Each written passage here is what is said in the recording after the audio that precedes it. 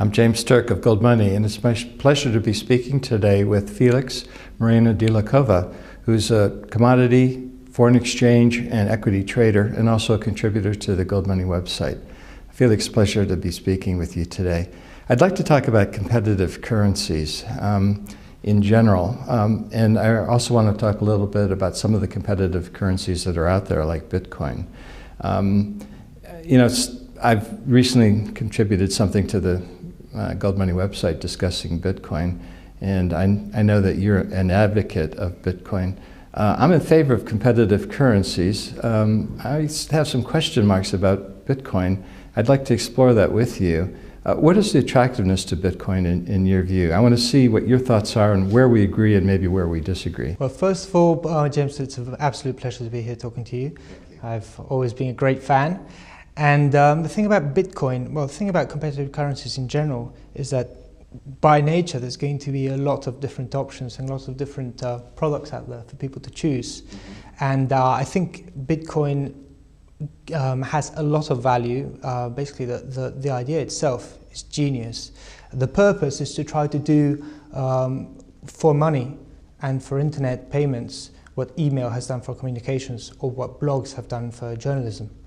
And the way it does it is very, very innovative and deserves a careful look. I know you have some doubts, obviously, and you've spoken a bit about them, but I really think it's worth looking at.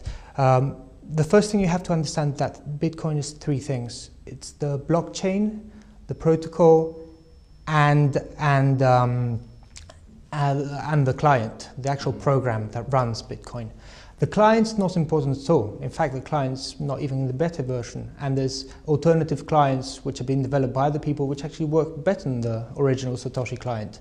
The blockchain is the record of transactions, which is what ensures that people don't double spend the Bitcoins. And it's sort of, you could call it the history of Bitcoin. And that's probably going to stick around for a long time, even if Bitcoin doesn't succeed or is replaced by something better. The idea of having a public record of all transactions is such a genius idea and such a great way to use distributed networking and P2P networking to stop a decentralized system of stopping double spending. It's such a genius idea that that's going to, we'll see it again in many other uses. And the main thing, the actual protocol, is such a perfect example of Hayek's emerging order, because it's a completely voluntary protocol. It's like a language, like a programming language or like a regular language that people agree to use for payments in this case. Yes.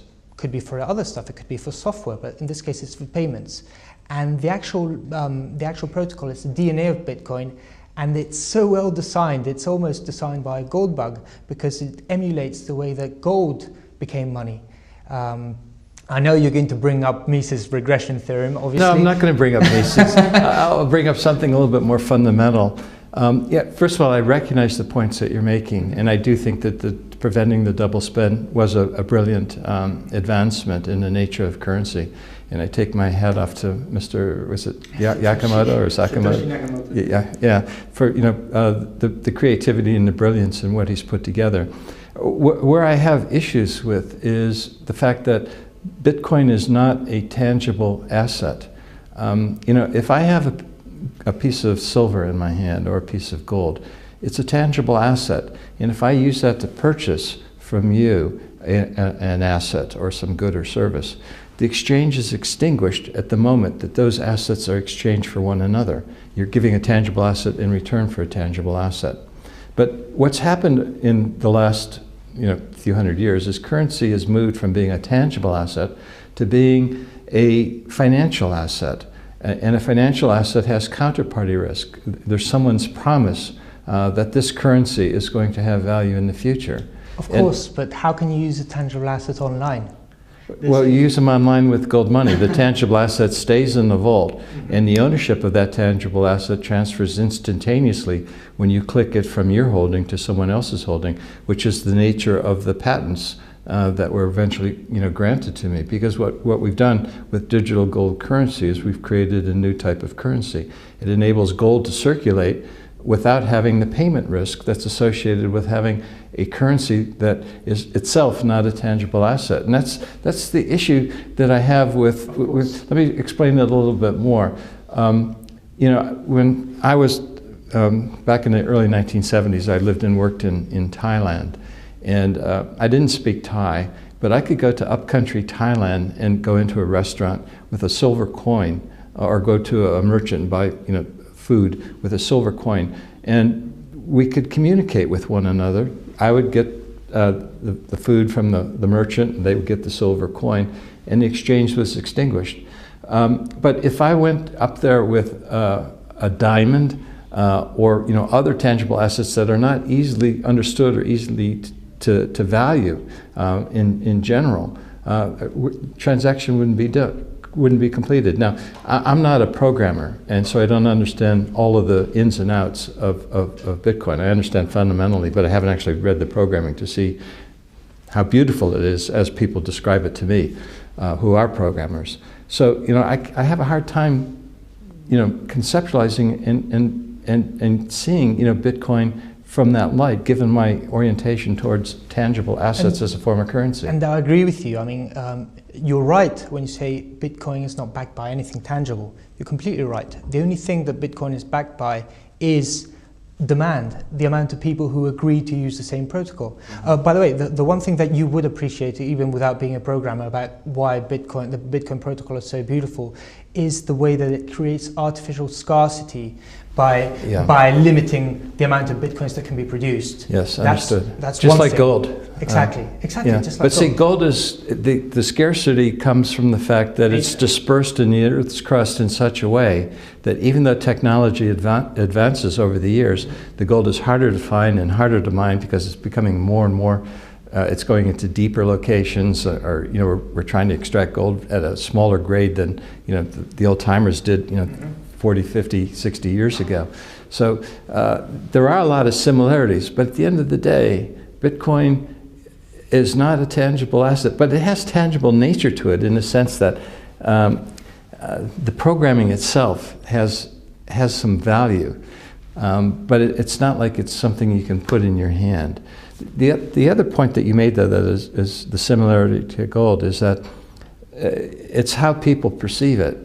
And that gets back to Austrian economics, that value is subjective. You know, the old saying goes, one man's treasure is another man's junk. You know, some people might like a particular artist, and other people might say, well, that artist is terrible. And, you know, one guy might pay, you know, $1 million for a Picasso, and another guy would say, I wouldn't pay a penny for a Picasso. Isn't that also true with currencies? And that's the beauty for competing currencies? That is the beauty for competing currencies. But the thing about Bitcoin is that, well, firstly, it's completely decentralized. I mean, with a payment system backed by gold or backed by someone, you always have to trust the issuer. Yes. It's always going to be a central record, and that makes it vulnerable, but also less flexible than a decentralized system. Basically, to shut down Bitcoin, you need to shut down the internet. Mm-hmm. And also, you could say, I mean, the way that Bitcoin was created mainly by programmers was based on things like protocols, like HTML, like programming languages, like email, and that is actually a fairly good backing, because they can see where they come from. They can see how many programmers could see that, but the average guy in the street like me cannot. But the average guy in the street doesn't need to know how things work. He just needs to be able to use them easily. There's a huge demand for online cash, not a credit system, not a payment system. Cash, something that can be used just as easily as I can buy something with €1 or $1 at a store. That does not exist right now. That demand is not being met, and Bitcoin is one of the leading solutions trying to meet that demand. And if it succeeds, it will be very difficult to beat.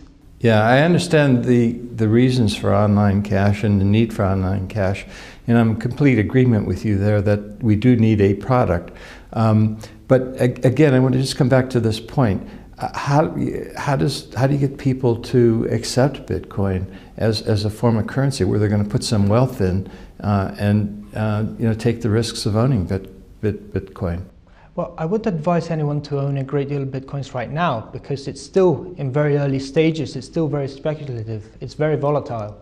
In fact, I think volatile meaning that its exchange rate relative to national currencies can go up and down. Exactly. Exactly. It can move a lot right now because it doesn't have enough critical mass.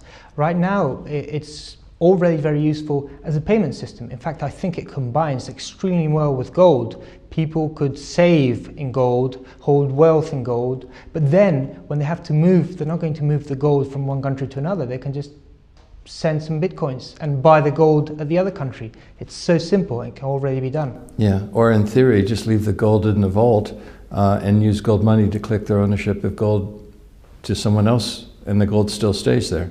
Of course, James, although but they can't do that right now. Well, they can if they live in Jersey, because we haven't stopped the payments everywhere. We're still doing that, and hopefully at some point in time in the future, when the regulatory environment improves, we'll be able to reestablish that service. But I suppose that's part of the beauty of Bitcoin and more generally competitive currencies, that here is a currency that has developed a successful following, apparently is growing based on the numbers I see, and it's managed to do that without any government regulation. In spite of it, I would say. But let me give you an example. Yeah, I agree with you on that. Argentina just blocked PayPal payments. Argentine citizens can no longer make a PayPal transaction from one account to another account in Argentina. Well, Bitcoin bypasses all that. Who cares what they say? Who cares what the regulation says? It has no country, it has no central place that can be regulated. It's just a network. And just the same as BitTorrent hasn't been shut down despite a massive onslaught from the record industry, Bitcoin can't be shut down. Yeah, there was just recently a failure of one of the big exchanges between Bitcoin and national currencies, and we've seen this before. There was another big failure a couple of years ago, as I recall. Mm-hmm. How does an exchange provider who makes this market in Bitcoin and currencies establish himself and get the market to accept him as an intermediary between currency and Bitcoin? Well, as you know, the biggest Bitcoin exchange, Mt. Gox, is domiciled in Japan. So they don't have any problem. Obviously, most of their clients are in the States, but they're domiciled in Japan. But that's where the vulnerability is. I mean, the exchanges, they have to set up companies, they have to have a presence. So that is a vulnerable point of Bitcoin, just as it is for any other online payment system. But the thing is that Bitcoin can work without them. Mm-hmm. They're useful, they add value, they add liquidity, but you don't need them. Yeah, it's peer-to-peer, it's 100% peer-to-peer. Well, to me, what I really like about Bitcoin is it's pushing the edge of the envelope. It's causing people to think. It's causing people to understand that, hey, there's more out there than just something that comes from a government central bank or a government, more generally. That the market can create alternatives, and that's where the competitive currency thing comes in. In the States, Ron Paul has pushed forward this competitive currency thing that basically unleashes the forces of the free market, unleashes entrepreneurial spirit and thinking to create different alternatives, to come up with a currency that reduces the impediments to interacting with one another. And so in that regard, I think Bitcoin has been in the forefront of creating something new and creative, and therefore I take my hats off to it.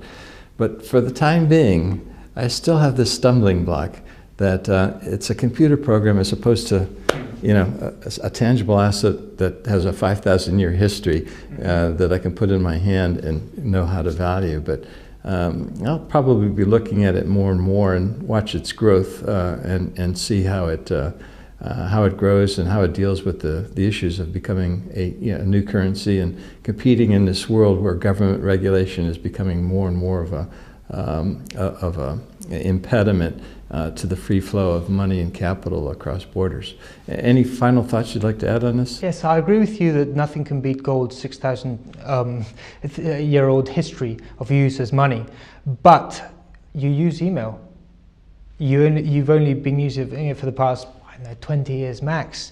Bitcoin might not be the be-all and end-all, but it's a very valid experiment, and as you say, a great illustration of how experimentation, competitive currencies, can allow all kinds of solutions to spring forth, and I hope to see many more. Yeah, let me just end on one thing that I think fits in with our general conversation, and it's a point that I've made time and again, but I think it's really sort of important, particularly in view of this conversation. I distinguish between money on the one hand and currency on the other. Money doesn't have any history. It does the same thing today that it did 1,000 years ago, or 2,000 or 5,000 years ago. It enables us to communicate value with one another when we interact with one another in society. So that's what money does. It's a mental tool, as Mises described it. Mises, the great Austrian economist. Currency, on the other hand, does have a history. It evolves and changes. And up until 1694, with the creation of the Bank of England, currency was always a tangible asset. But after that, currency became a financial asset, which has counterparty risk and payment risk and all these other issues. So, currency continues to evolve, and I think Bitcoin is an important step in the involvement as currency evolves. You're bringing modern technology to bear in a form of a payment mechanism that the world has never seen before, and I think that's a very, very positive step. But the question I have in my own mind is going back to what we had prior to 1694, where currency is once again a tangible asset, and ultimately that's the vision I have for gold money, using a tangible asset once again as currency without eliminating the counterparty risk and the payment risk associated with it. So I don't know. We'll see. I look forward to very healthy competition between different possible solutions. Well, that I agree with completely, and I really hope that governments around the world do take this competitive currency initiative that we're starting to see in a number of different places, take it seriously, allow different currencies to circulate without government intervention, without impediments imposed on the free market, without impediments imposed on individuals exercising their individual choice and free will. Felix, thank you very much for sharing your thoughts with me. I really do appreciate it. Felix Moreno de la Cova, thank you again. A pleasure. Visit us at www.goldmoney.com and click on the Sign Up button to open your free holding.